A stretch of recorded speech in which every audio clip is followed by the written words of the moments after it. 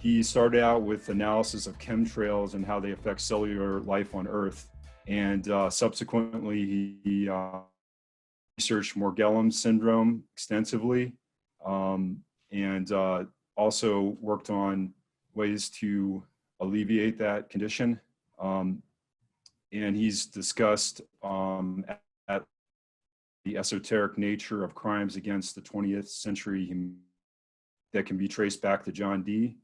And he has discussed sentient oil, which he has a deep knowledge, as well as the Arks of the Covenant. And he acknowledges that the humanity's most powerful message or thing under siege right now is the imagination. So thank you, Harald, for coming on the Awakening podcast. And thank you, Jacqueline, for joining me. This is such a pleasure to have everybody here. I mean, this is amazing. I've been dreaming about this for years, just getting us all together and having a conversation. So welcome, Jacqueline. Welcome, Harald. Thank you, William, for facilitating this. We're really beginning on a global scale to increase in our awareness of the matrix and what is going on globally to keep humans unconscious and controlled. So what I would like to do, Harald, obviously we're showcasing Harald's depth and extent of knowledge and wisdom of the origin of this agenda. And I, in order to kind of calibrate this conversation, I would like to read a little bit from Harald's essay called The Seven Keys, which talk about the 7 Trojan horses used by demonic influence to keep us unconscious, to the point, though, where as we begin to rise in consciousness and awaken, which is what is taking place on a global event right now, called the event, the shift, the crossing over, which ends in the friendly takeover of the planet by its inhabitants. So I'm going to read just a little bit, and then we're going to get into more of a conversation away from the duality mindset, which we keep talking about all of the lies, and then we find the truth, and that we're all waking up to this truth, but we're still having conversations in the realm of duality and what it looks like to leave duality, mindfulness, what it means to leave linear thinking, what it means to come into our multidimensionality and a realm of polarity, which is basically the matrix in a new world system, and the timeline, the separating out of these timelines that I've heard you talk about.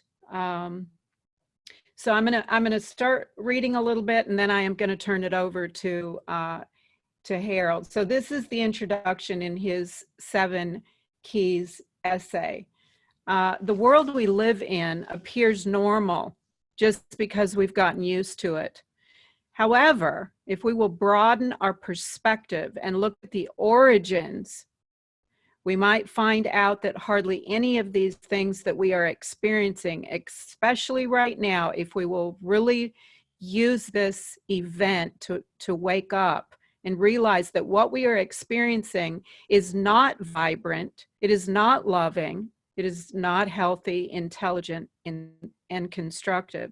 It can rather be a case made for observing its opposite. It is highly subconscious, It is highly directed or manipulated and influenced. It is cruel. It is self-destructive, stupid, and detached. If we will look, we can see that we have created a hell on earth.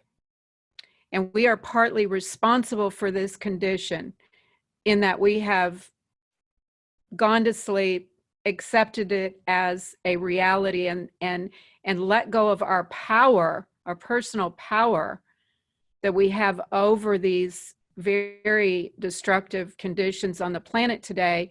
I think I read someplace in your essay that it says that we have 1,000 times more power than the demonic influences that have created this collective mass consciousness. And if we can learn to shift our focus into a different direction, and learn to allow the flow of love, which is innate to our nature, then we can rise up and out of this current global pandemic condition of fear and create something brand new. And we'll talk about that word apocalypse and what it means to creating something new, creating a conversation, creating a language that actually drills down into this new identity, this new world, and expand our consciousness in a way that we can rise up and out of this agenda. The plot runs deep into the past, back to the expulsion from paradise, and even further down in time. It is a well thought external influence that was penetrated upon our planetary sphere, our culture, in such a subtle way that everything always looks normal to us. And it is still happening today. The poison is spreading at exponential rates right now, following the concept of creating a problem and offering the solution for it, while the protagonists creating the problem stay in the shadow. Our solutions that are being created right now always contain a new poison. So darkness just gets, the agenda just gets deeper and deeper and more radical to control the minds of humans and keep them from ever making this crossover, which is where we are right now. So that this solution that is being created now is simply creating the next problem. And so where I want to open the conversation up with you is what you say. It is time to understand the plot behind the old world system that we're trying to leave and choose a different path. And so that is by exiting, unmasking the darkness camouflaged in the light. In other words, all of this agenda looks like, you know, we're being nurtured, taken care of, and everything is going to be fine because they have our best interest in their heart. And we know that this is not true. So unmasking this darkness, which is camouflaged in light, and exit it by letting it go. So I know that's a lot of information for us to absorb right now, but I think one of my intentions is that we get away from this constant, I mean, you go into depth about the 7 Trojan horses and all of the manipulations to the black goo that was laid as the energetic structure on the planetary energy grid that siphons off the energy and is stored in the crystalline grid, to the transhumanist agenda, all of these agendas that have kept us enslaved. How, Harold, do we unmask, not just, and in the unmasking, that we now don't just spend our energy in the unmasking, but that we actually stand up, accept our self-responsibility, to have the courage to detach and actually enter into the new world that is being presented with this new timeline that has been laid for us, and the assistance of our ascended masters and cosmic being, the angelic hosts that are here assisting us in the ability, the very real ability to cross over. So that's a lot, I know, Harald, but you can do it. If anybody can, you've got the mind, you've got the mental construct to bring about a language that will help us engage with our consciousness to actually choose a new way. So there you go, Harald. Okay. The first thing that just came up to my mind in Hollywood, when you want to sell a film script, you pitch. And the art of pitching is putting a narration into one sentence. And if this one sentence strikes, you already made it halfway to get a contract. And if you try to pitch the agenda that we were subject to, if I try to put this into one sentence, just to be able first to define our current state of things. If I put this into one sentence, it's we have been detached from the collective consciousness of Gaia. This is what is known in mythology by expulsion from paradise. We have been detached from the Gaia collective consciousness, have been left in despair for a couple of millennia, and now they try to create an artificial AI-based collective consciousness and use that despair to tempt us into reconnecting into their artificial consciousness. This is the big bow. This is the overall concept. Unplug us, leave us in emptiness, low energies, despair, destruction, self-destruction, mutual destruction. And then when we're on the brink of saying we are not making it, offer that other thing that is a collective consciousness that serves the desire of humanity for collective consciousness. And then plug us in, and the outcome is turning everybody into biorobots. And the entire plot could not be understood till today because the concept of a biorobot was not tangible. Today, where we're approaching basically the last steps of the overall narration, we can see that they want to chip us, they want to inject gels and nanobots to connect us to a central computer. And they have this concept of sentient world simulation, where basically everybody is observed and the central computer is collecting data from every single human, and the computer is building up basically an AI world that is simulating everything that is happening on the planet. And if something goes into a direction that they don't like, they reverse the signal and overwrite your consciousness with what they want you to think. This is the biophysical reality of a biorobot culture. And this is exactly what is rolled out by DARPA today. DARPA was the core of developing the infrastructure, the technologies, the science behind that transhumanist concept.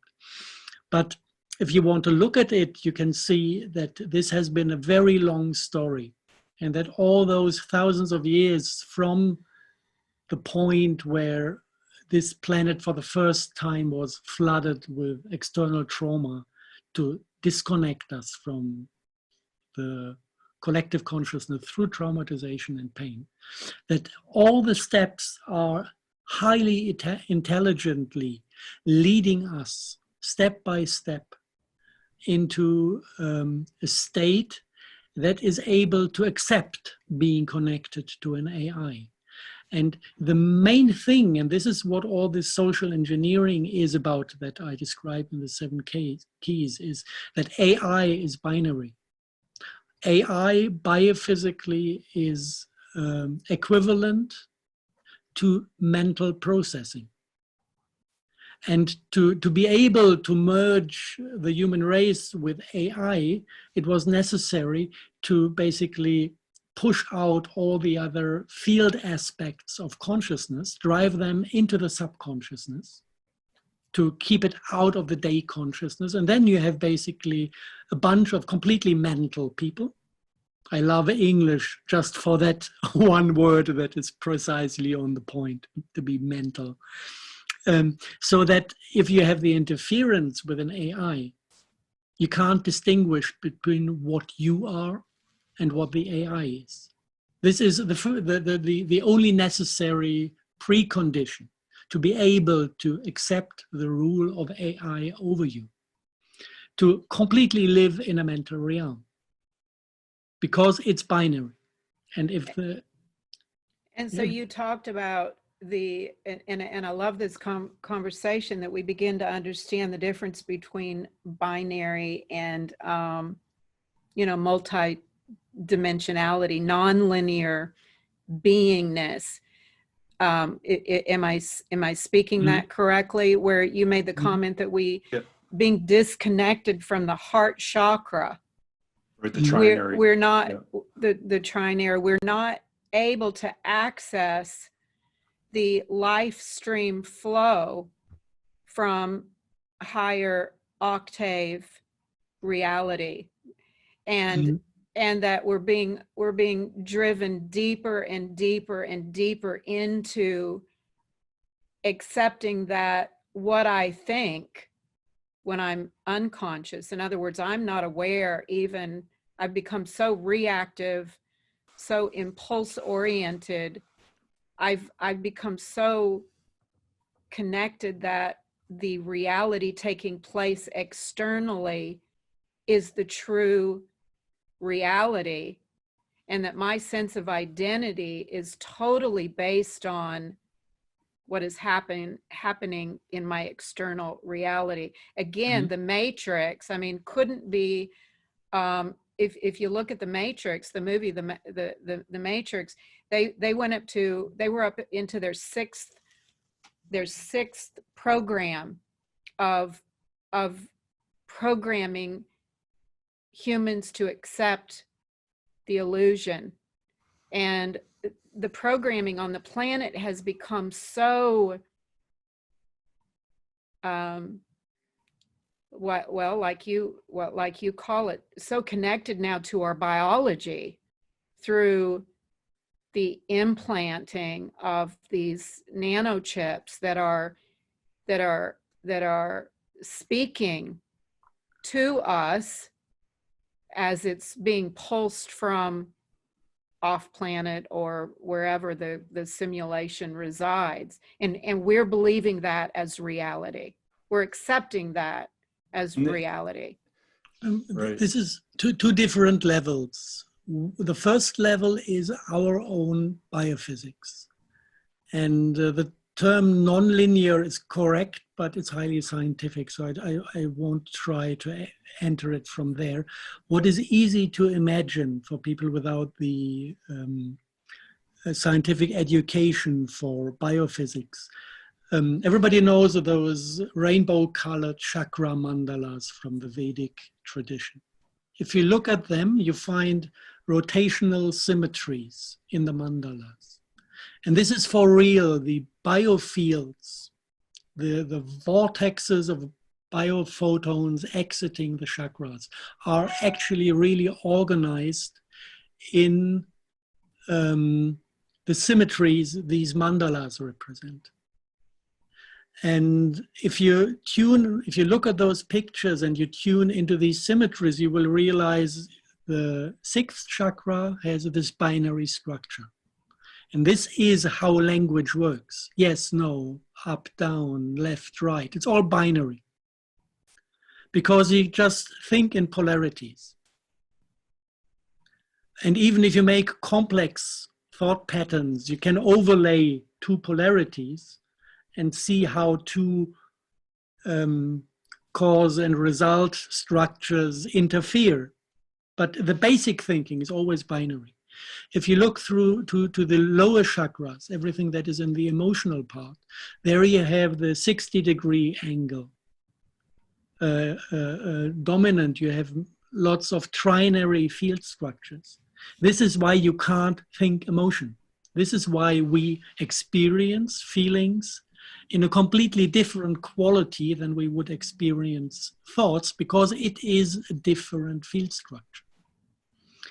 And if you look at the mandala of the heart chakra, you will find the lotus flower, which is a 12 symmetry. You have 12 leaves of the lotus flower. And you will realize that the lotus flower has the potential to represent all binary structures, represent all trinary structures, because it all dissolves in the 12. And when you basically fully identify with that lotus flower type of consciousness, you can have a thought and a feeling about something that are not able to go into opposition against each other's. Most of the people will have to admit that they are in a constant fight between thought and emotion, because these chakra centers have made their own little being inside of you, because they are not integrated in the heart chakra that was shut off for humanity. And once the two aspects of us, the emotional part and the mental part, are fully integrated in the heart consciousness, then we have this extremely complex, not thinking, consciousness that is able to process life in an appropriate way. And then you don't make mistakes. A mistake is always the rule of a limited perspective that either acts emotional or acts mental, and just didn't get what's really happening, because of the consciousness for what is really happening is simply not within the realm of our identifications. So this is how I define day consciousness: is the sum of all our identifications. Everything is present within us, but what is conscious? This is the big question. So we don't need to reinvent it. The heart is always there. We need to learn again to trust ourselves in a way that we re-identify with our heart. So I would like to use that conversation to drill down to the topic of awakening and correlate connecting the consciousness, and help me with the language here, okay? Because I think this is really important as we help humans understand where the disconnect is and what maybe are the steps or the tools used to, as you say, come into a heart consciousness space versus the remaining completely in the thinking realm, so that as one drops into the heart space, that there is a synchronicity with the experience and the beingness that's taking place in the heart space. So now we're actually feeling our experiences and are able to adjust the experience based on what I'm feeling. So I now can look in my heart and say, whoa, you know, this is not the feelings that I'm wanting to choose. Therefore, I can choose a different path. And in my choosing, I can actually change the reality that is taking place around me. So help me out a little bit there.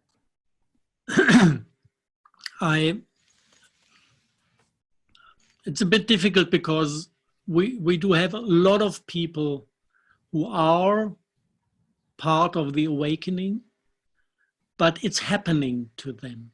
They would Yes. never have the idea to start working on their own healing and awakening, because they're just completely absorbed by daily life, trying to survive, trying to feed their families. But still, for them, what is valid and what works best is inspiration. Inspiration, if you meet somebody that has a certain evolved, developed, awakened consciousness structure within his day consciousness, and he just meets you. You don't even need to talk, you just need to be next to each other. Then it's like a structure jumping over from one to the next, like a disease. And suddenly something opens. You experience somebody being different, and you get the possibility to access it straight away. It just needs something like letting go of the limitation and being willing to merge into the new. And this is something everybody is doing on a daily basis. And this is the reason for the worldwide shutdown. They know that this is basically what is breaking their backbone. So they need to separate people to avoid inspiration. Yeah? This is how clever they are. This is one part. For those who have the luxury of being able to spend time to consciously go into self-healing, it's a completely different story. Then you can take your time and look for the traumas you carry. You can take your time, analyze your own behavior, and look for personalities. Yeah, if you look into the mainstream, you know, you find lots of lectures and whatever books on how to develop your personality. This is complete, from my perspective, complete bullshit. A personality is something that grows on the reptilian consciousness, is a straightforward action-reaction pattern that is producing nothing else than automatized reactions. And there's no living consciousness embedded within this. It's something completely external that does not belong to our eternal soul. It's something that grows within the incarnation. And so if you have the luxury to analyze your behavior, discover what types of personalities you developed at what state in your life, and this personality always develops when you get into deep shit, when you suffer from things you cannot handle, you find dirty solutions to survive. And this is like riding bicycle. It's the same part of the brain that is basically memorizing those solutions. For example, if your parents are beating you on a daily basis, they're blaming you for everything that happens around them, you start to lie to get out of this. And it's for the child, it's the only solution. If you do that for 7 years, you develop that liar personality that tries to avoid conflict by lying. And this then jumps automatically into the place whenever conflict is popping up on the horizon, your brain, your reptilian brain, is automatically looking for the best lie not to be affected by the circumstances. And this is something that is not, your soul would never lie. Your soul would never avoid a conflict. Your soul would never mistreat somebody else. Your soul doesn't want to be a victim.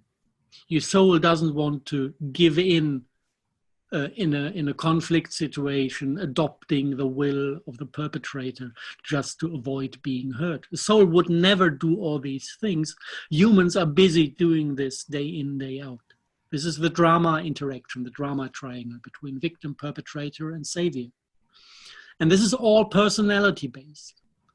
And for those who really want to make their homework to get out of this basically unproductive, stagnating, triangular structure, it's a completely different set of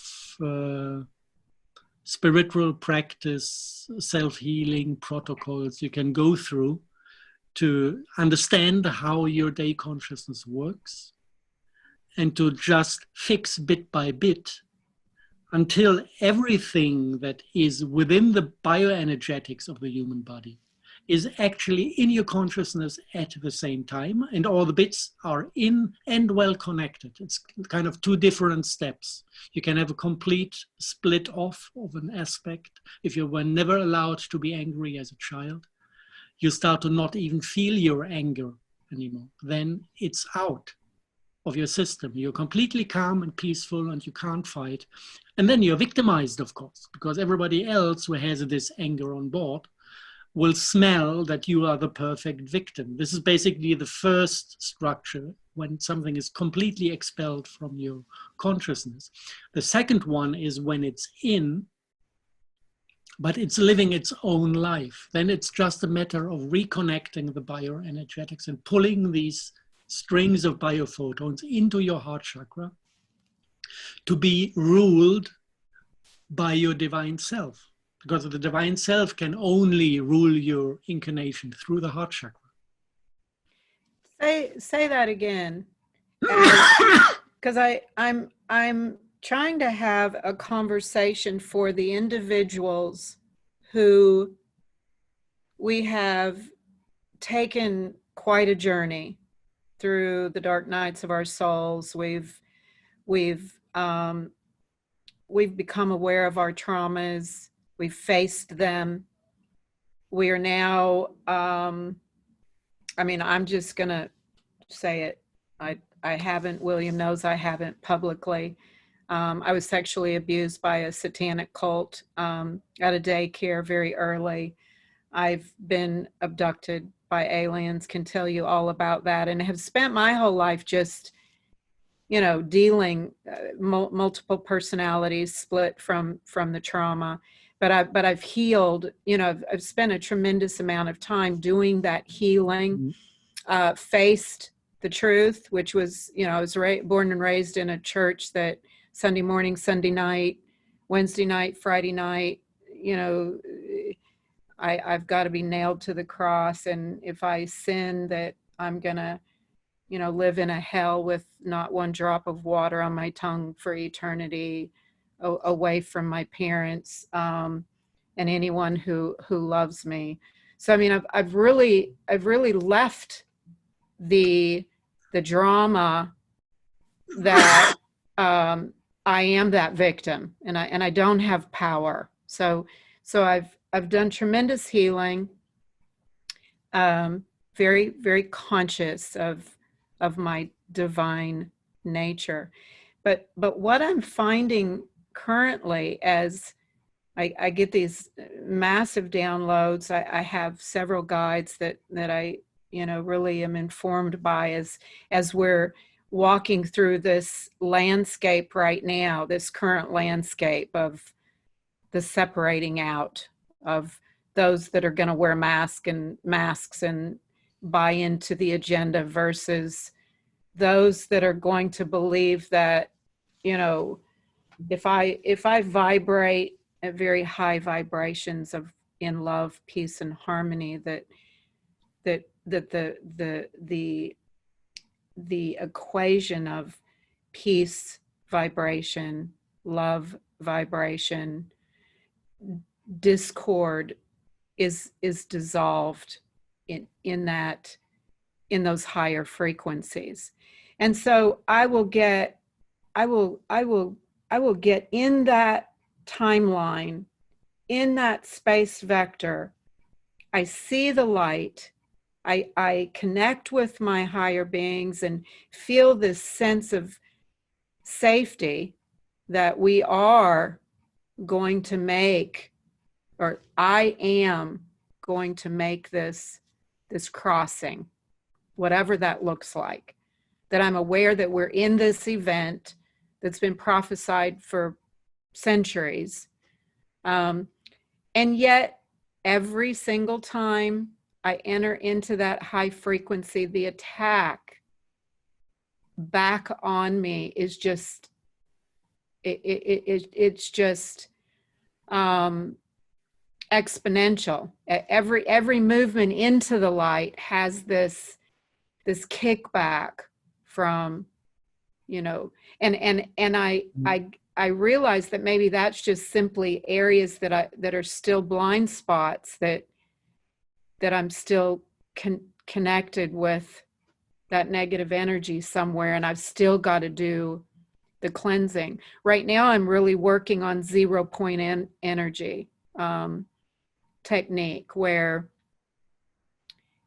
get out of the past, stop projecting my past onto my future, and come into this place now where my divine nature exists here now, and that I am the power now.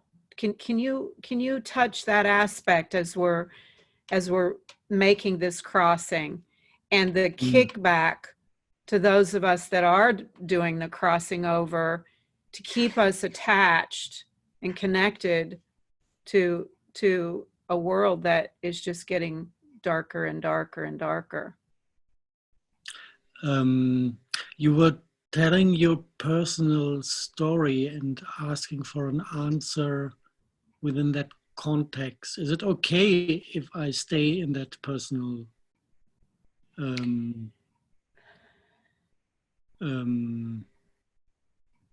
storyline? Yeah, I've worked very hard to come out of the storyline, knowing that's the illusion. Okay, so, but I don't have any. I'm not attached or detached. So if that's a point of entrance to describing some answers, that's fine. I don't care so much about the others at that point. I care about you. When you turn around, the picture in the background, it's on paper, correct? It's not digital. Correct. The lady, can you look at her? Yes. Right now, if you turn around, what do you see in her? In her, personally, I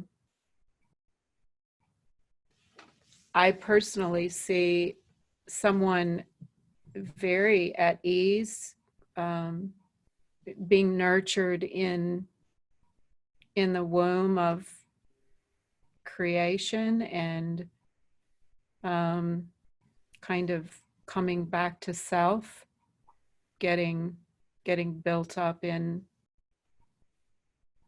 self-awareness. And look at her body language.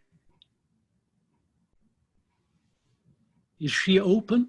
No, she's not. She's pulling in. She's pulling into self as the means of support and safety. Maybe safety comes closest. Okay.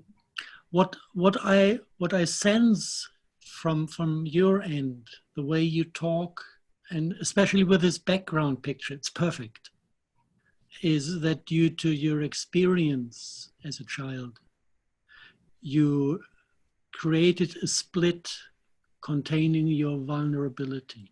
Mm-hmm. And a healing step would be to pull that split back into your body and to reintegrate it.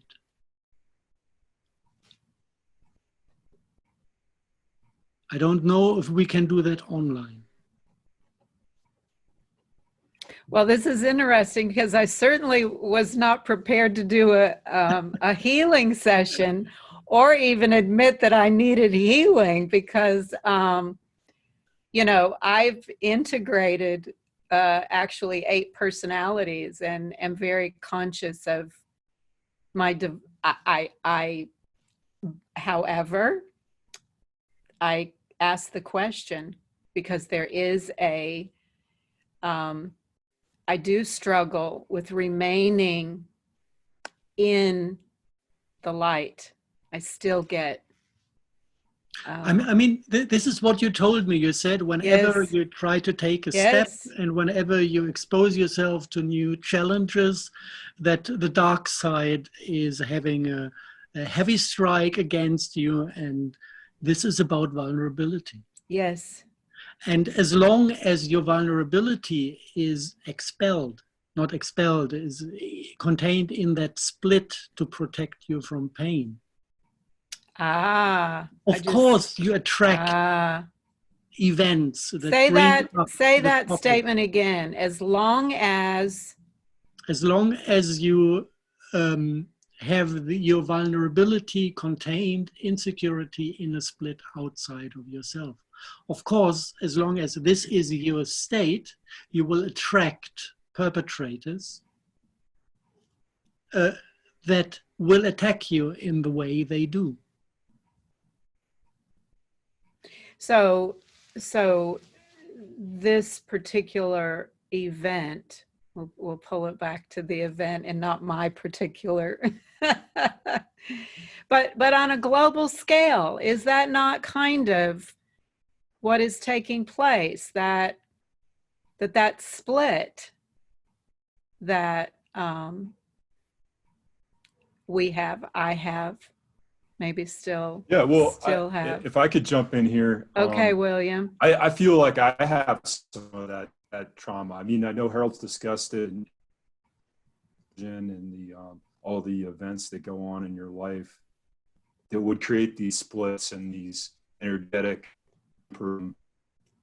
and lack of to connect energetically with kind of our soul purpose and our kind of our mission here. We're just thrown into these spirals, and I think that's what we discuss that a lot. You and I talk about that a lot, Jacqueline, about these spirals, unprocessed traumas that who knows where they're coming from. I know Harold's talked about past lives and how he's healed some of that stuff working with his guides. I just jumped in here because I was like, well, I got that same problem. So maybe this is a collective issue that we're all working in, and we do. My understanding is we have the energy and the power brought in at this point in time, in the inspiration to be able to jump. And I don't know it's a self-healing thing, right? No one's healing. No one's running around tapping people on the head and healing them. We have to self-heal, but the energy is here, right? The energy is dropped. Is that correct, Harold? In a way, it's not exactly the answer, but I think this is where it leads to. In a way, what is coming in future, this vibrant reality where we instantly create everything we want to see in our life, it's already happening in exactly the forms we just had as an example. If the vulnerability is not covered by day consciousness, we already fully create events and interaction that remind us of our vulnerability. And if one of those events comes in a quality that we can handle, not externally, internally, where we can basically be in the pain of being perpetrated, being attacked, and in that pain, because there's no barrier to overcome. When you're already in pain, you don't need to be afraid of pain because you can't avoid it in any case. And this is exactly the healing, the singular moment where healing is possible by the restaging of a traumatic event. Mm. This is how it works for everyday people. They just create it, and either they just strengthen the structure of having expelled it and refuse to go into feeling what's happening, feeling themselves in what's happening, or they take the opportunity and realize, wow, I can handle this time, and I am willing to feel. And this is the beauty in all these things. At the end of the day, it's all about willing to feel. And feeling is like an amplifier on your stereo at home. You can go from 0 to 10, and then that's it. And nobody ever was killed by a full-scale 10-point feeling. It's just intense. And So, at the point of deepest intensity, healing happens. so this is really, really good too. This conversation about feeling is healing, and the talking about restaging the trauma event so that the trauma that's on the stage currently, like we're on the stage with trauma, and it's kind of hard to deny the trauma on the stage. Okay, we have bats killing us, we have laboratory biological warfare demons on the stage of trauma. We still have current memories of 9/11 and the stock market crash. We can't forget the Depression because it's everywhere in our history books. I mean, this trauma, whether it's my storyline of being, you know, sexually abused or whatever, every human being has that trauma that's being presented on the stage today. This is not something that happened yesterday. It's real hard for me to go back to, you know, my childhood and integrate, which I did, the actual trauma, because it was so severe that to enter that psychologically is very, very difficult to do. And on a human scale, every individual has that to whatever degree. Maybe you didn't have the same degree, but every human is being placed on this stage of trauma currently. Now, your comment was that as we're on this stage, the play is now. We're on Broadway. We got the ticket. We're sitting in the audience, and this stage, we're watching. Every human being on the planet has this Broadway play ticket, I don't agree in 2 points. Okay. For the first, I would take 80% of what you direct to and say this is buying into fear-mongering. It's not trauma. 9/11, a couple of thousand people were killed, and those who were almost killed, okay, they might be traumatized, but the rest of the nation was not there. Okay, so and this is just buying into fear-mongering. So you're which is something else. You're saying that the fear, can we not translate that fear into having it stage our feelings to come to the surface and facing our feelings? I mean, this psychological terrorism of fear, correct? If you want to go to the source of it, if you want to dissolve it from where it comes from, all right, you can go into your childhood and see where your vulnerability to fear-mongering comes from. And then you face your real fears. This is where you can make a difference, because it's you and you can change yourself. You can't change the events at 9/11. You can't change the government that is using fear-mongering to get what they want. You can't change none of this, but you can change yourself. And there, it's not difficult. This is the second point where I completely disagree, because all you need to do is to find the will to feel again. And then, this is one step, and the second step is just to let go, because feeling is your innate nature, and it automatically comes when you stop blocking it. And the block is holding on to being injured, holding on to being traumatized, because the state of being traumatized appears to be more convenient than just crossing that one single painful moment of healing. Once you're through, it's all good, you know? Then you can leave the traumatic event in the past and just touch it when you want to touch it.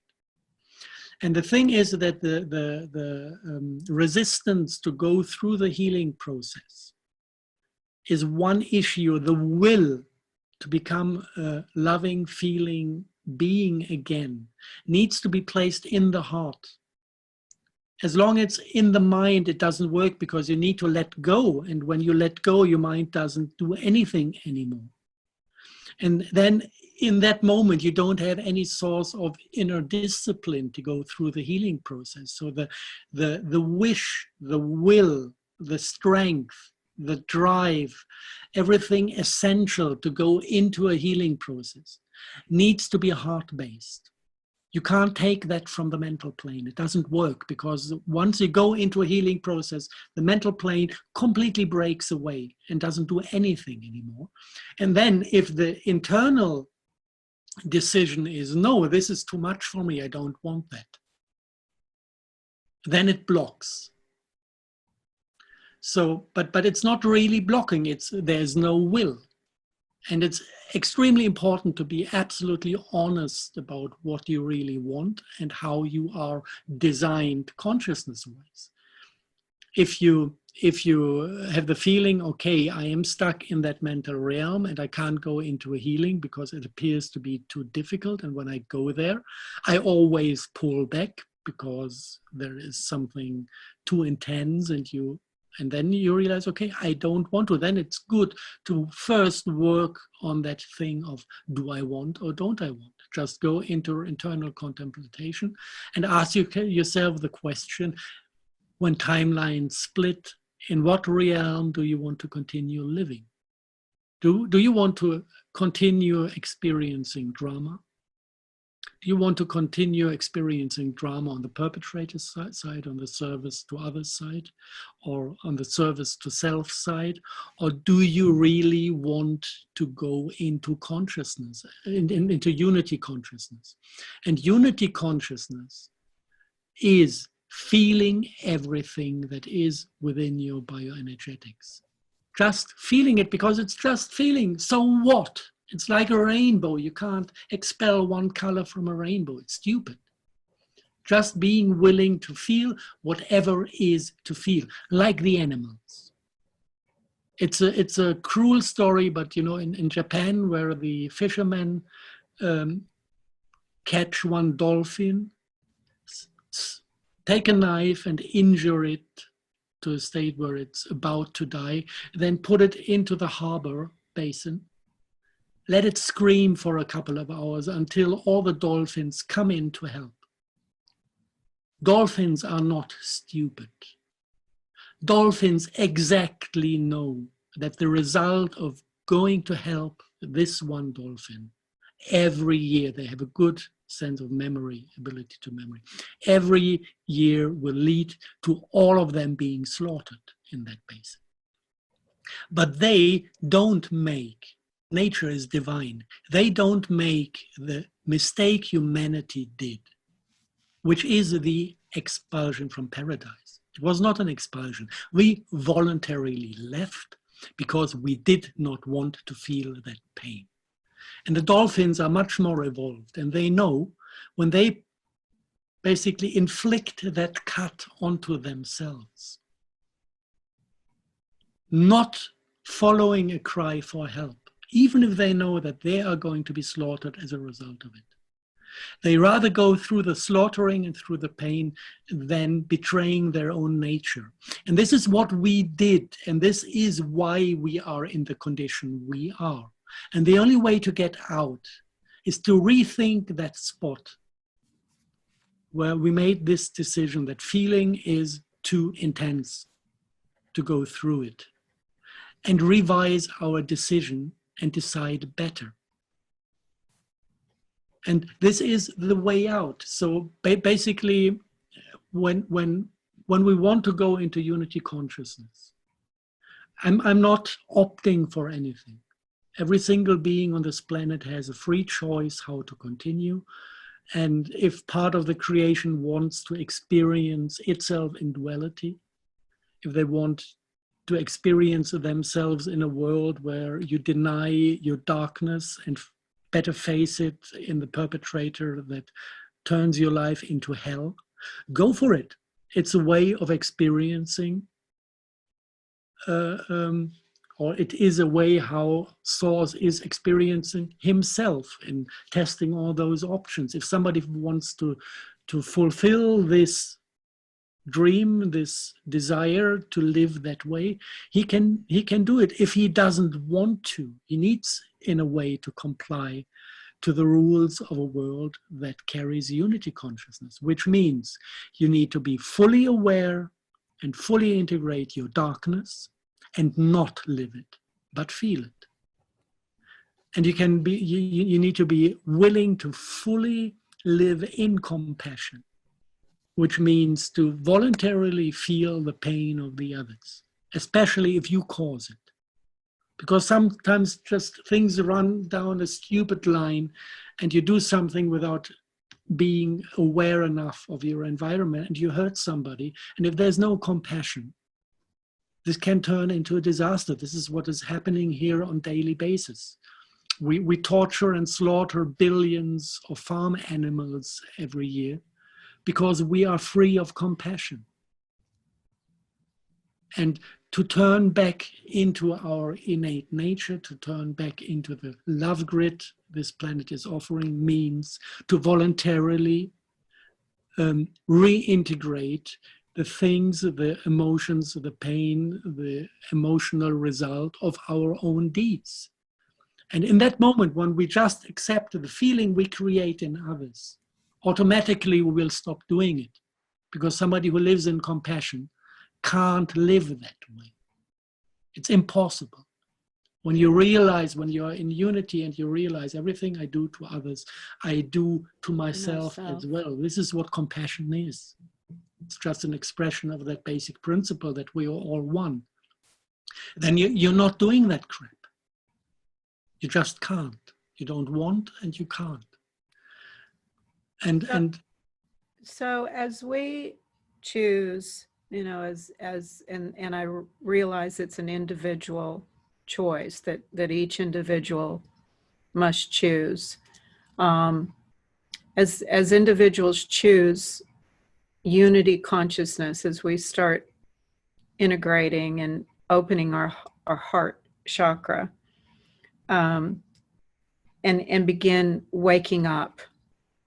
And I hate to say certain words because we've made them into such cliches, but I'm hoping that we can bring life back to the words that we use, that we can create a language that's a living language that represents the true essence of the words we're choosing. So I want to, you know, when we talk about unity consciousness or our divine nature or source, creator, the all, that we truly recognize that that's a place of reality, you know, that's a place of beingness.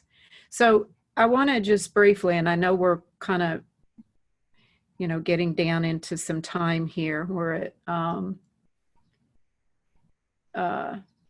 over an hour right now, but this timeline split, can you briefly talk about what that represents and how would you describe what ascension means? Do you believe that ascension is simply the rising in consciousness, which results in a human vibrating at higher and higher rates of frequency, which gives us access to a higher realm of reality? Do you believe that it will be an actual crossing over into this new timeline? And I say space vector because there's got to be a space framework to. Yeah, that the question is the energy is increasing, the resonance of the earth is increasing, or is is the energy coming down? I think I asked this before, and I want to just get clarification on it. Are we going to? Is there like a switch in the reality that we're going to see, or is the energy just increasing on this plane? Neither or do nor. I have it completely confused? Neither nor. Okay. Neither nor. It's there's no reality. It's like you're basically in the same trap as the church with the God. As long as everybody was believing in the external God, the church made sure that nobody connects to source. Because your perspective is to the outside. And the event and the rising of frequency and all this, it's the same trap. It's not happening outside. Because there is no outside. Reality is created by perception. Basic rule of quantum physics. And the energy is rising if we rise our frequency. And then even the reality does not change. The total setup of reality, the 8D realm, 8-dimensional creation, will not change at all. Everything that can change is the slice of this 8D we experience ourselves in, can move to a different position. And the only one who can do this is the observer. It's us. Energy will not shift unless we shift energy. And it's not even shifting energy, it's just basically moving into different frequencies of observation. And this we can only do by being tuned into that frequency. If I look at a flower, for example, if I look at a flower, I can't just look at it, I also smell it. And when I see it and I smell it, I can see with the smell of the flower, these tiny energy hairs, like plasma filaments coming out, where the energy that basically the sexual part of the flower, the reproductive part of the flower is on a very high frequency compared to the rest. And this high frequency is basically going into free space, attracting the bees that follow not the smell, because smell doesn't have a direction. They follow the energetic trajectory emitted by the flower. This is what my consciousness sees when I look at a flower. And at the same time, my consciousness has access to the conceptual realm that is outside of 3D. And I can't see and think this without at the same moment realizing how fairies, the beings who live on different frequencies, feed on the smell of flowers, because they just absorb the energy donated by the blossom. And this is all, it's completely irrelevant, but it's just an example of how the complexity of consciousness turns the observed reality into something completely else. And also the basic frequency of the observing consciousness displays different layers of realities. These flowers are so highly energetic, vibrant, that if a human is on lower frequencies, he will not be able to see the energetic part of the flower. It's impossible because there's no resonance between the frequencies. So everything we can do is changing ourselves with the full knowledge that changing ourselves will also make the slice of the 8D reality we all live in move into higher spheres, enabling us to observe different things. And some of the people will do that. And other people won't do it.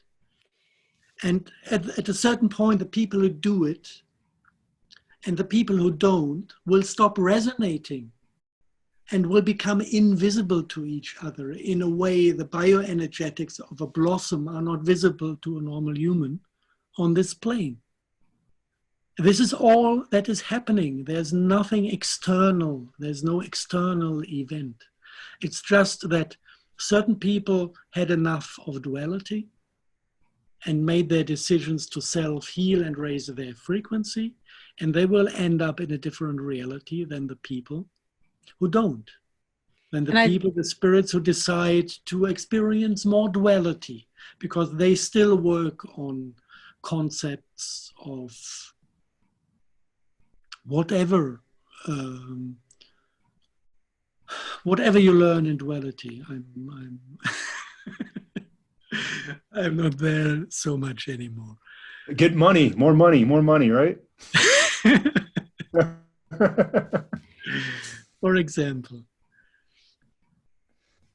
Wow, that's But still, as because I know that I experience this. I mean, and it's about my personal, every individual's personal vibration and how I see or perceive reality. As we increase our vibration, there is I think when I say crossing over, and I think we're saying the same thing, it is simply an ability to see a different reality, and correct, and that higher reality has an energetic matrix that is the framework for holding together that particular reality, correct? So it is about leaving out of choice and raising vibration, which allows to perceive something different. In other words, like you said, the no longer, I just don't want to be part of or choose to remain in this world of duality, the perpetrator, the victim, the fear agenda, all of that. So in just simply detaching my attention and just being more mindful of the feelings of love and connecting with those feelings, there is a conversation or a that is about leaving this reality and moving into another reality, correct? Yes and no. The reality is still not external. Correct. If you say creating a new reality, or creating a reality, or being in a continuous reality while creating different qualities, it's much more to the point, because it leaves the responsibility to us. The way you put the words together, it felt like something external that we are facing. We won't face anything if we don't do it. It doesn't work that way.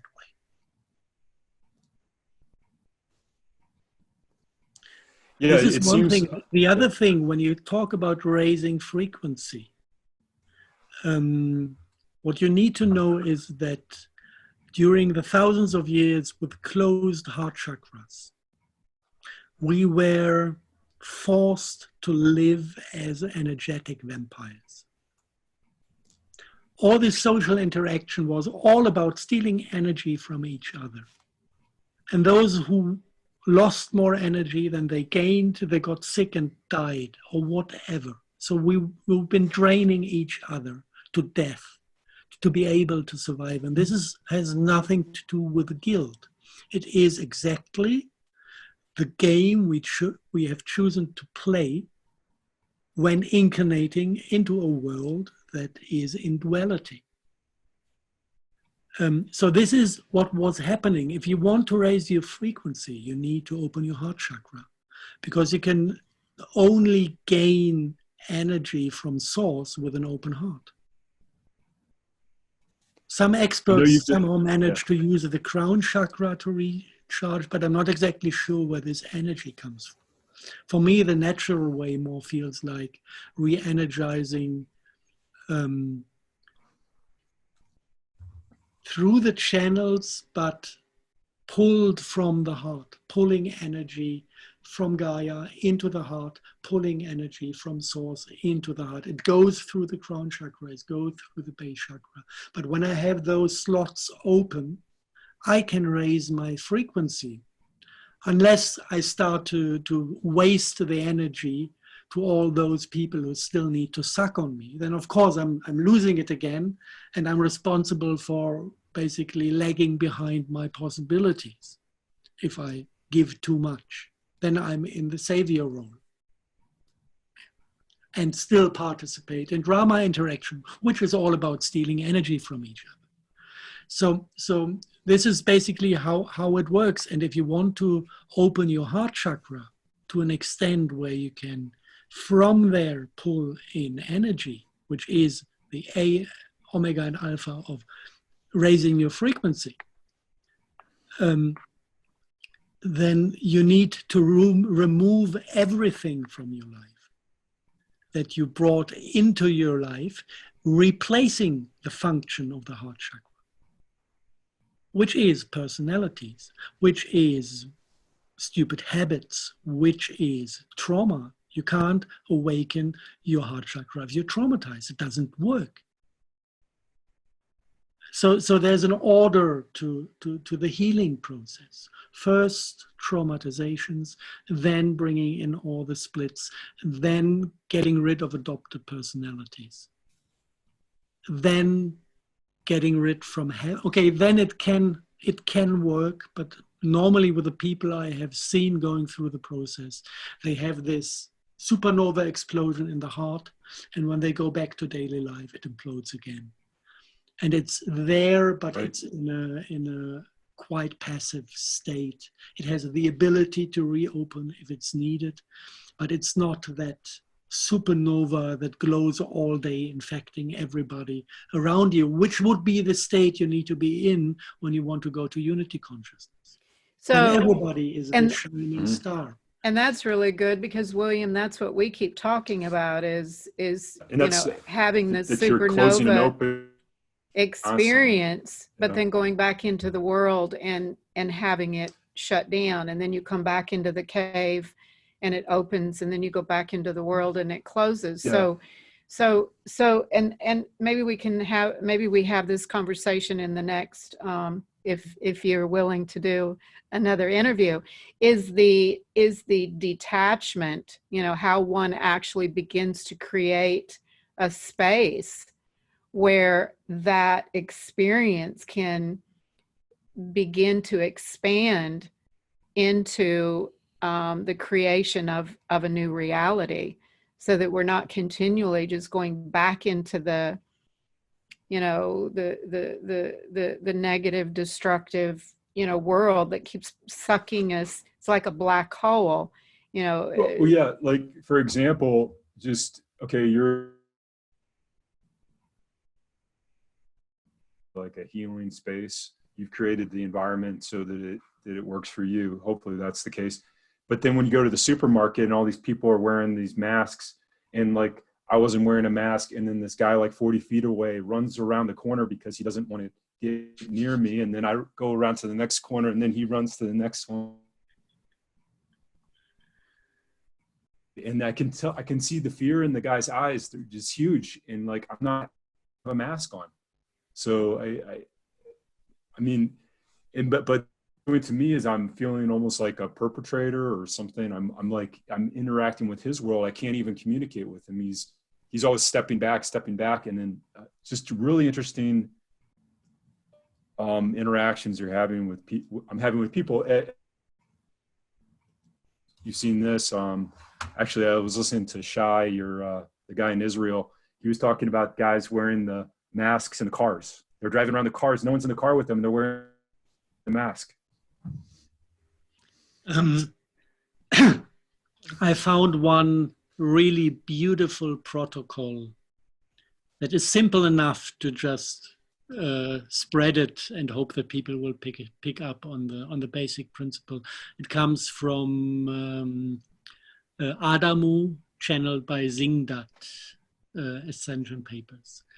And what he is suggesting is whenever you experience drama in your life, and this is something that is easy to distinguish from normal situations. When you get basically driven by your own emotions in a situation, feel anger about something somebody else does, or feel pain or fear because of this and that, then you can call that a drama situation.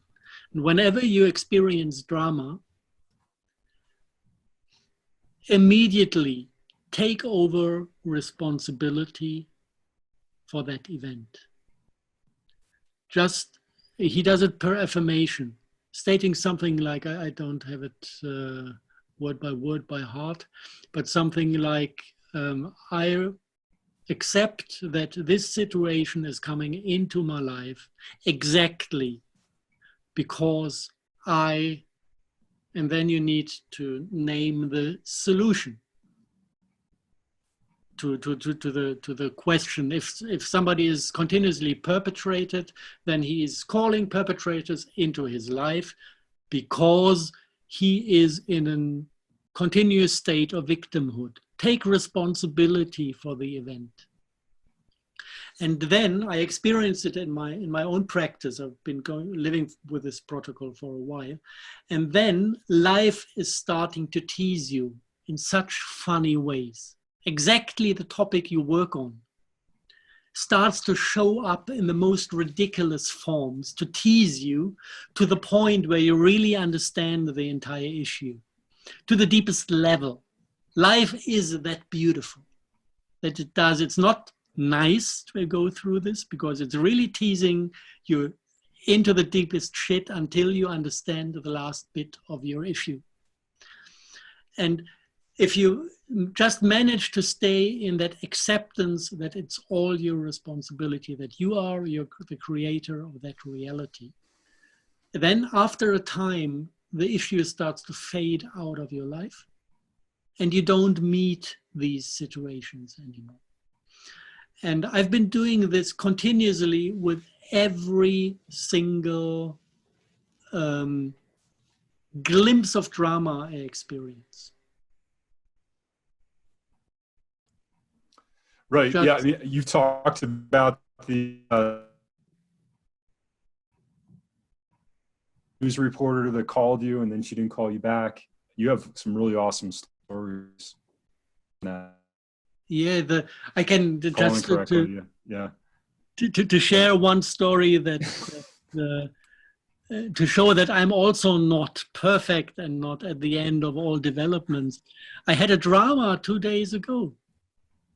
And it came from a completely unexpected corner. You know, I love to read Veterans Today because they've been the only truthful standing journalists left in the entire media space.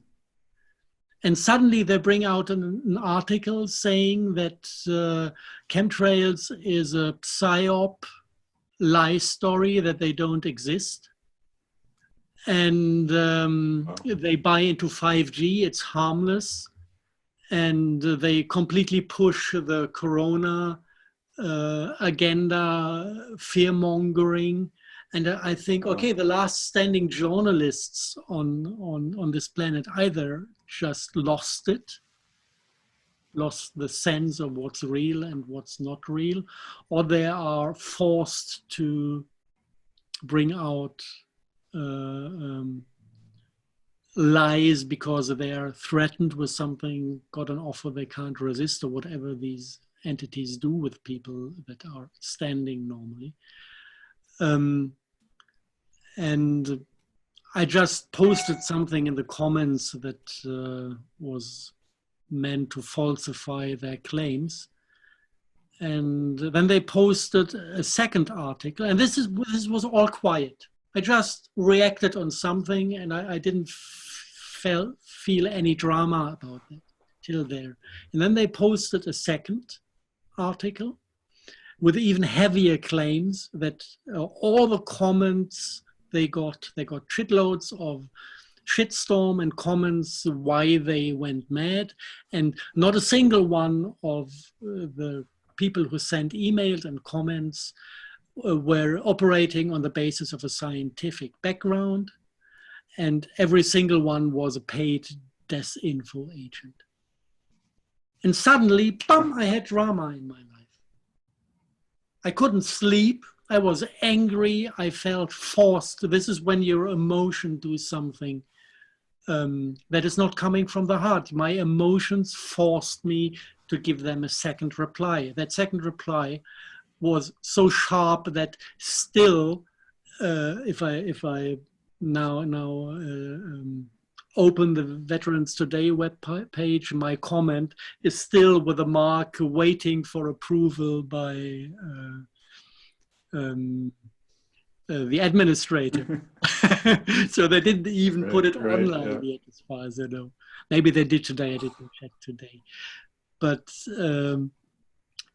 and you know, this is exactly a stupid, silly, simple example.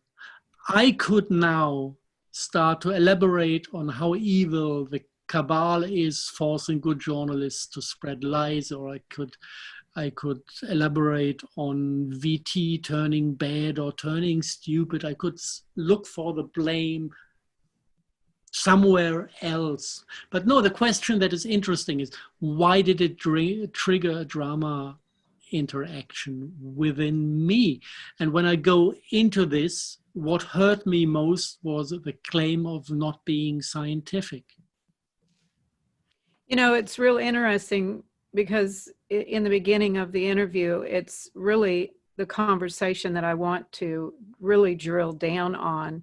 And that is that getting caught in that drama loop, believing that because you know the truth and that they are operating on the lie, that your position being in the truth is somehow going to trump the lie, and that it just continues this drama loop. Mm-hmm. And so what I'm really working on personally is exactly what you're saying. And I think this is just such a really strong message, is that we can be talking truth all day long and even be scientific truth, you know, somehow that we're able to get underneath the veil and expose the lie and scientifically prove that there is a truth. And yet I'm finding that still I'm entering the duality. I'm staying in the duality reality. And so I would love to have another conversation about how to truly be mindful, getting back into our heart space of love, which is real. I mean, right, but also the scientific method that, you know, like Harold's bringing to a lot of his conversations is a gateway for a lot of people to get into a different mode of thinking. So what he's done with all his research and lab research, you know, digging into black goo and chemtrails and all that kind of arcs, current events, all that stuff. What that does is that brings that seeker, that person that's a scientific, you know, someone that's willing to go to the next level with investigation, but it's bringing them into the next level. It's because that's where you have to go. You have to make that leap. But you got to have something that you have to climb something. And I do agree with that. I will agree, you know, that if you don't know what the truth is, it's kind of hard to break out of the lie. I mean, if you don't know what the truth is, all these kind of things. I mean, DARPA. I mean, and I get that. You know, the HARP and CERN and I get that. I get that there's a period of revealing, like a period of uncovering. a period of, and I agree. I completely agree with that.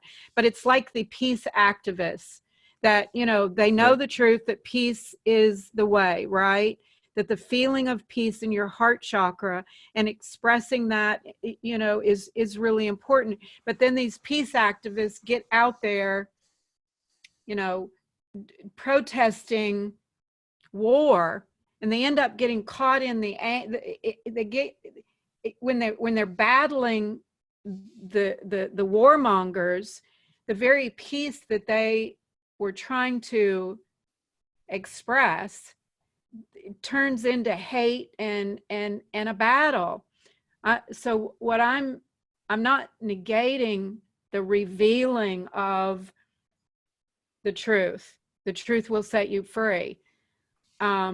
I just find that on all, I get caught up in watching the truth YouTubes, and we just keep hashing through all of this information, but we're doing the battle of duality still. And I guess I'm just looking, I am a seeker for that, and I'm seeking that within my own self. Okay, so I'm not even wanting to go out there and say that you are doing that.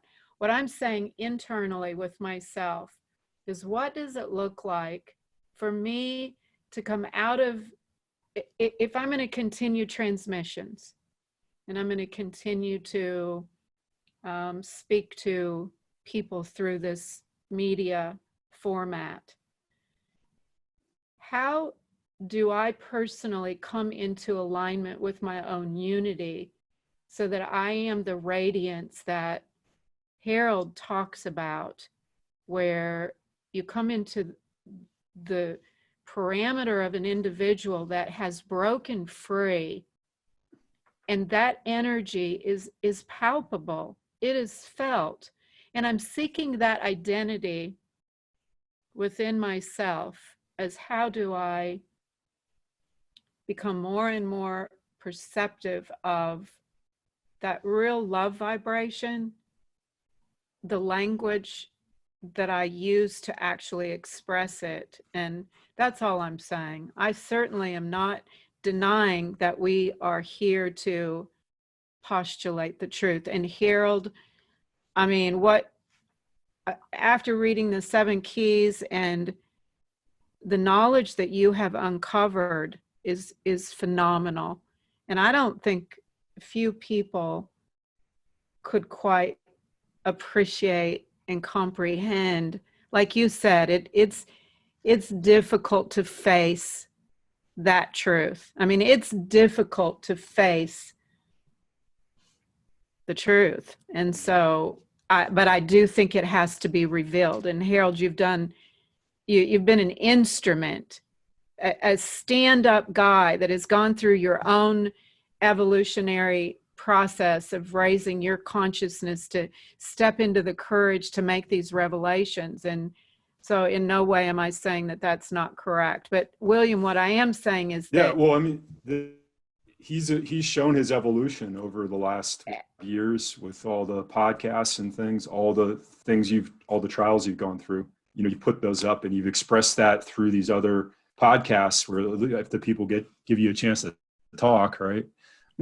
Is that including me? There are 2 things that came to my mind. One is general. I've got one golden rule. As long as I am not in deep peace with issues I observed, I don't publish them. Beautiful.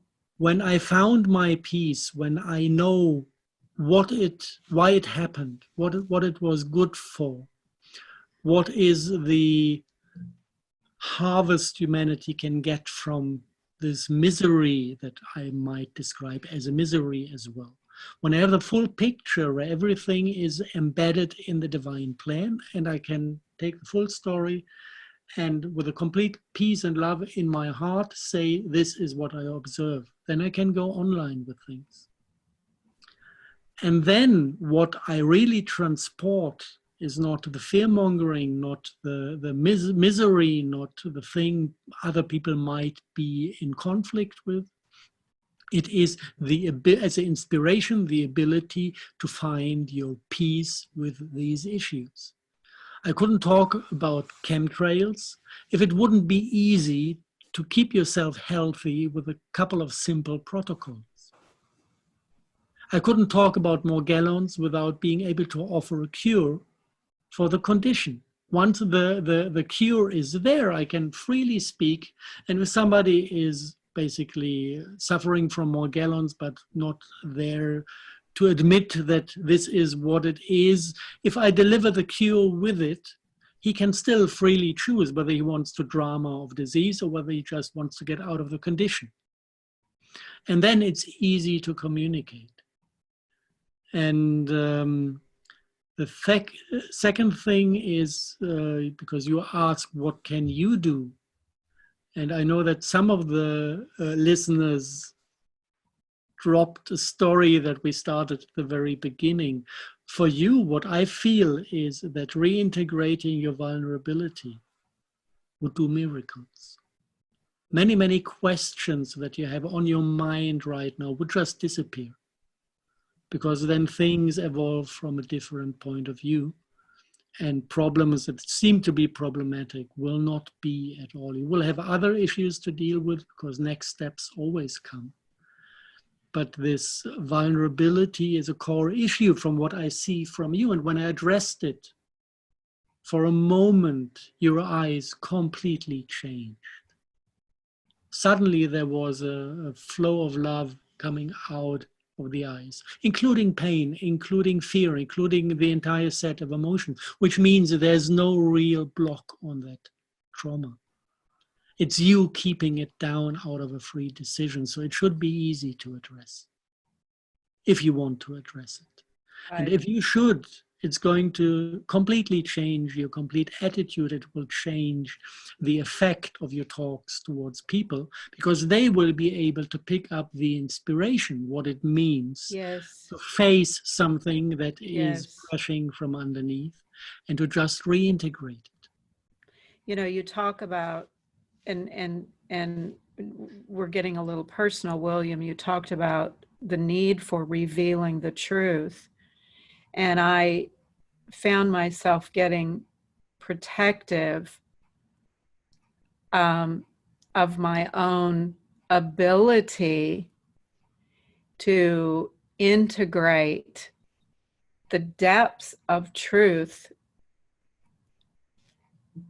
the opposite of the depths of truth that I've experienced. So these truths that you speak of, Harald, they're very deep. Okay, we're talking about information that, you know, when Morpheus said, and I'll show you how deep the rabbit trail goes, your comment about this agenda going back even before, you know, Adam and Eve, that's a lot of truth to integrate and find peace with.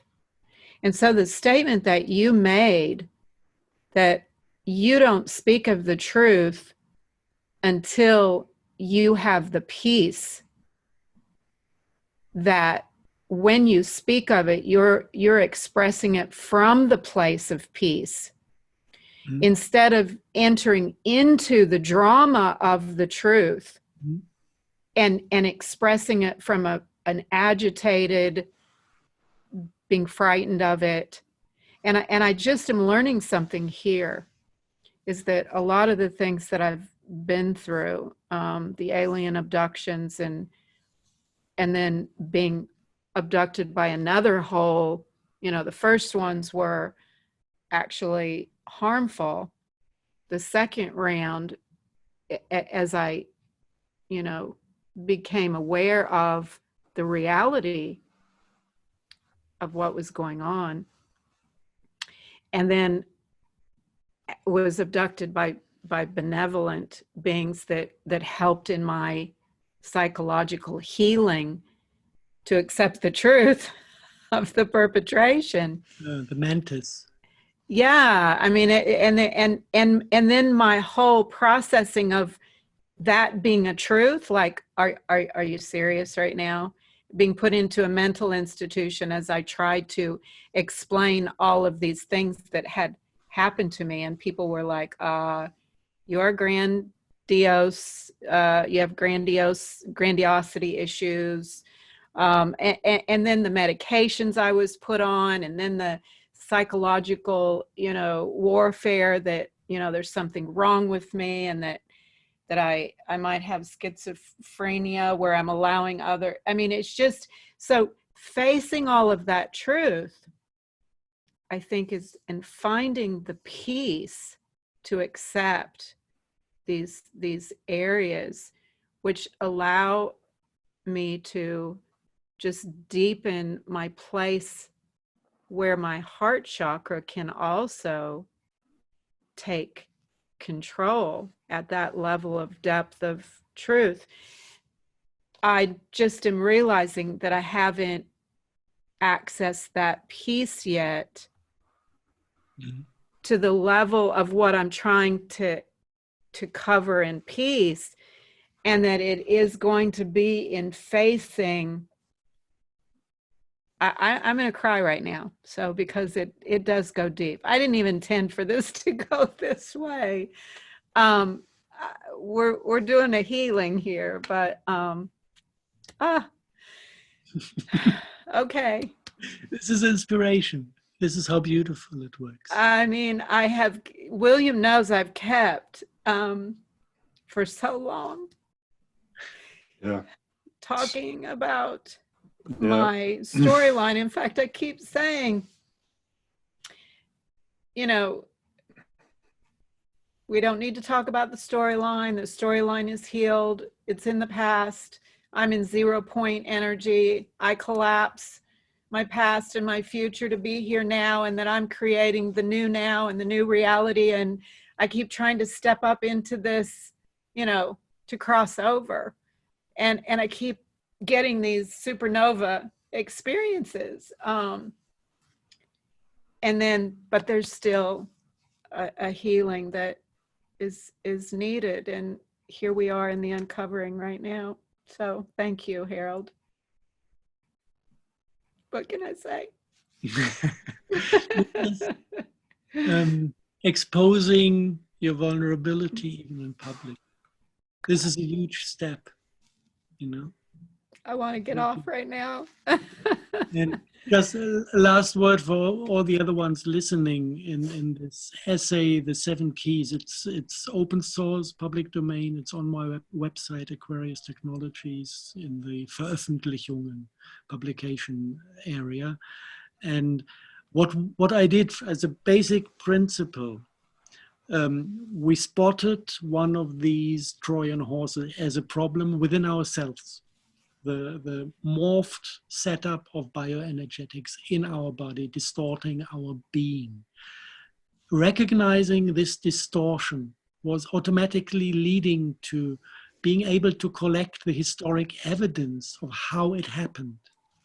And this was miraculous. The way these information came to me was just a response on me being willing to look at the distortion within myself. Then finding a healing path for myself. And by going through the healing, the entire concept of the distortion becomes visible. And this is the point where also the spiritual growth that stands at the end of the cycle, becomes visible. This is what gives you the inner peace, being able to talk about it, offering a solution. And every chapter with every Trojan horse has a protocol of how to get out of it. And all I can promise is this is the protocol that worked for me. Other people might have a slightly different personal background. Maybe they need a different protocol, a different cure, or a different access. But this is at least something I can state. This worked for me to the point of complete solution of the problem. And this is why I can communicate everything in a pack.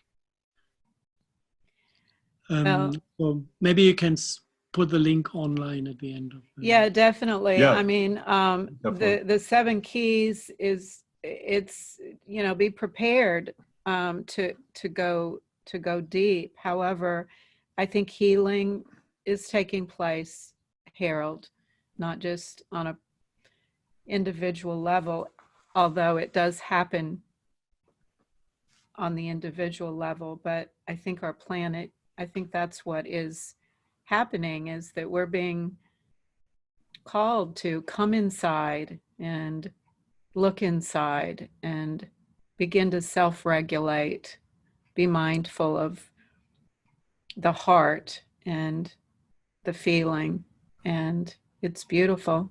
So I invite everyone inside.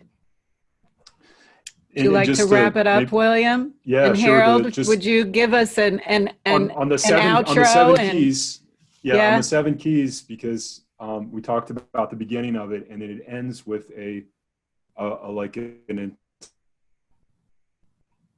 space around you, because we're just getting bombarded. If you're in a, I mean, I have one of these RF detectors, and I just know, like, I go outside and it's going to 16 or 20. I mean, you need to create these spaces around us. the protective Can you talk field. about that just really briefly? Just to, I know you have a whole chapter on it. On that, it's not from me, it's from my girlfriend. Okay. My woman, she was working on that field, it's her creation. But actually what happened, she had a simple template of that force field from her shamanic education, from her ancestors. And when we gathered forces and started to work together, we were running through all levels of the dark realm, like one level being sent out to attack us with whatever measure. Completely weird stories, you can't even share them. It's ridiculous. And we needed to find countermeasures on the spiritual plane to fend off these spiritual attacks coming from the dark realm. So we were continuously working on the force field to protect us from the quality of attacks coming through. And every single attack taught more about the structure of the dark realm. So we were facing the beings doing things, so we could learn about their realm and their hierarchies and their abilities and everything. And the force field was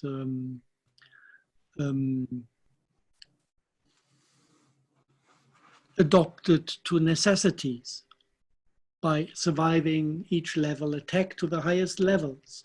So it is not completely shielding from radio frequency, but it is interacting with a human body in a way to minimize the damage done.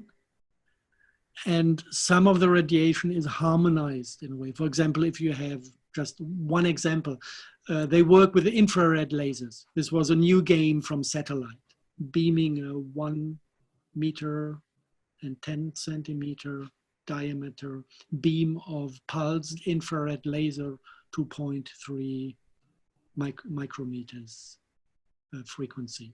Military technology. We tested this, what it is. We felt the attack, we tested what it is. And it was like a Morse alphabet, like and then we programmed the force field in a way that it filled in the gaps between the Morse with the same frequency and same intensity. So all we get is a beam of red light, but no disturbing information pattern on it. This is the quality the force field interacts with incoming signals. I had attacks by black magicians while standing on the stage. This kind of the most intense moments when it had to deflect spells shot at me. And all these levels are covered up to the highest. So it's a quite useful tool if you decide to stand to your own spirit and risk being confronted with the dark entities because you're still vulnerable to playing duality games. This can make you survive and enjoy a slightly better living quality while you're doing this.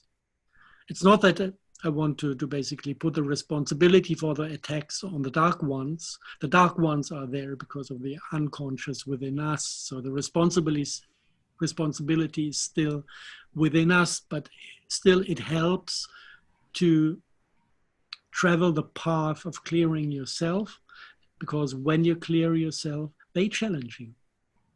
Of course they do. And surviving these challenges, for this, it's a little helper. It takes like twice a day, 3 minutes of practice. Needs to be renewed every 12 hours. So it's not really consuming time, and it's a combination of visualization and affirmation to create a golden bubble around you or around your flat or your house that keeps everything inside in a good shape. And also when it's programmed, it's programmed in a way that everything with evil intention coming in is deflected, and it turns the source of the evil intention into love, healing, and compassion. So it's basically destroying the assets the dark realm is relying on by healing them. And it's programmed in a way that it goes both ways.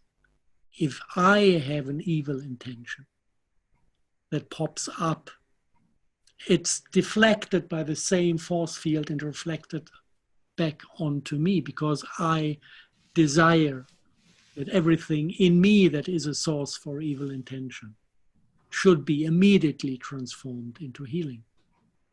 So it goes both ways. Many people who started to practice it, they didn't like that second part about being affected by it as well, because they wanted to play their stupid energy games. And once we have it, they don't work anymore because it's parasitic. And parasitic things are explicitly included and excluded to happen. So it's a double-sided sword that also leads to your own healing in a way.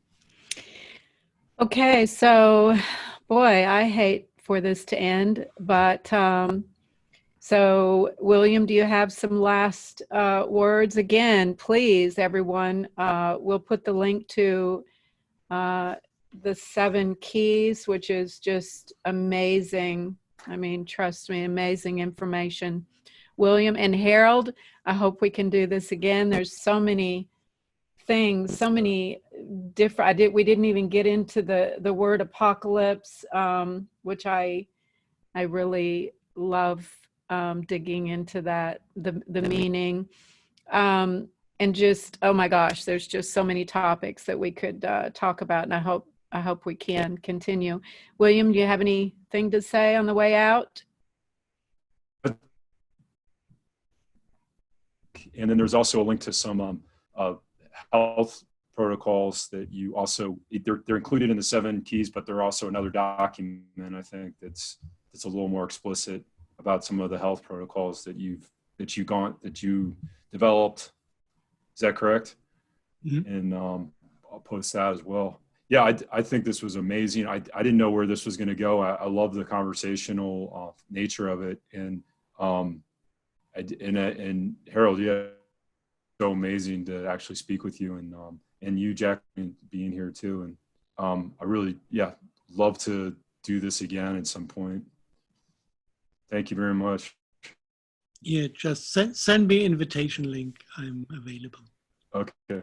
Yeah, thank you so much. Yeah.